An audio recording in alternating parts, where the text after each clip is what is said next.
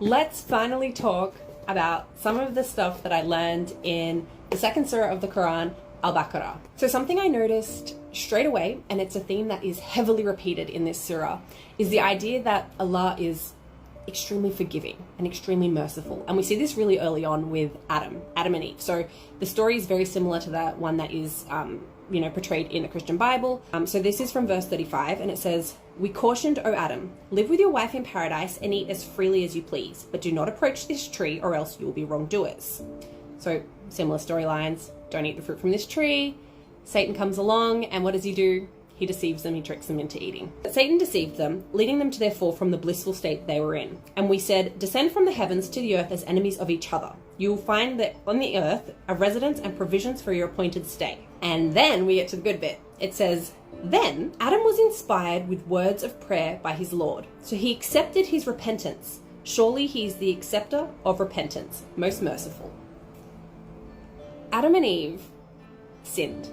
They sinned, they were sent down from heaven to go live in earth, but they sought forgiveness and Allah forgave them.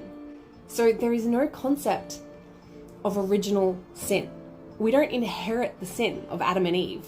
We're born with a clean slate until we can decide for ourselves if this is the path that we want to follow or if we want to choose to follow a different path. Another thing that I really loved and I think really touched me is the idea that Allah is not trying to make your life difficult, okay? So he'll outline something and then he'll say in the very next sentence of the Quran, "But if you can't do that, here is another way that you can please me. And if you can't do that, here is another way that you can please me." O believers, fasting is prescribed for you as it was for those before you, so perhaps you will become mindful of God.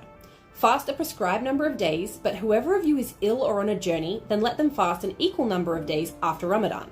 For those of you who can only fast with extreme difficulty, compensation can be made by feeding a needy person for every day not fasted.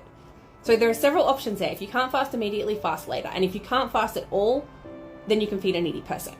He has only forbidden you to eat carrion, blood, swine, and what is slaughtered in the name of any other than God.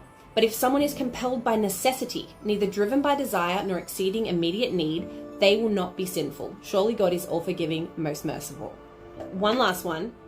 So this is about completing pilgrimage rituals. It's 196, and it says, "Complete the pilgrimage and minor pilgrimage for God. But if prevented from proceeding, then offer whatever sacrificial animals you can afford, and do not shave your heads until the sacrificial animal reaches its destination.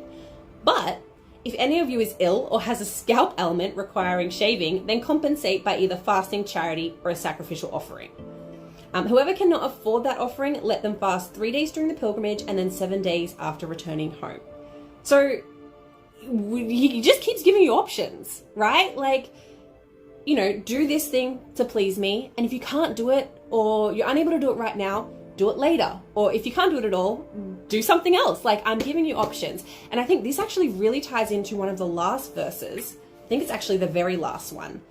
And it says, it's 286. "Allah does not require of any soul more than what it can afford." I think that's just so beautiful.